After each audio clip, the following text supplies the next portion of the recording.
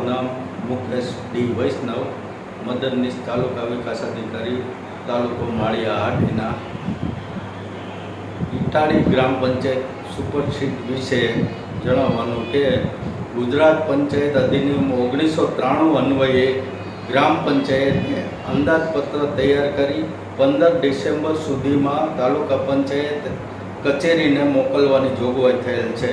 જેમાં અત્રેથી 3 તક આપવા છતાં ગ્રામ પંચાયત ઇટાળી દ્વારા અંદાજપત્ર તૈયાર કરી તાલુકા પંચાયત કચેરીને મોકલવા માટે બહુમતી થયેલ ન હોય, જેથી ઉક્ત ગ્રામ પંચાયત સુપરસીડ થવાનો રિપોર્ટ જિલ્લા કક્ષાએ કરેલ હોય.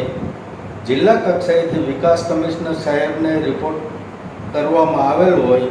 વિકાસ કમિશનર સાહેબની કચેરી દ્વારા પણ એક તક આપેલ હોય, જેમાં પણ ગ્રામ પંચાયત ઇટાળી અંદાજપત્ર તૈયાર કરી તાલુકા પંચાયત કચેરીએ મોકલવામાં બહુમતીના ઠરાવને નામંજૂર કરેલ હોય, જેથી વિકાસ કમિશનર સાહેબ દ્વારા 6/8/2026ના રોજ સુનાવણી રાખેલ હોય. જે સુનાવણીમાં પણ 4 વિરુદ્ધ 5ની બહુમતીથી અંદાજપત્ર મોકલવાનો વિરોધ કરેલ છે અને અંતે વિકાસ કમિશનર સાહેબ શ્રી દ્વારા ગ્રામ પંચાયત ઇટાળીને સુપરસીડ જાહેર કરેલ છે.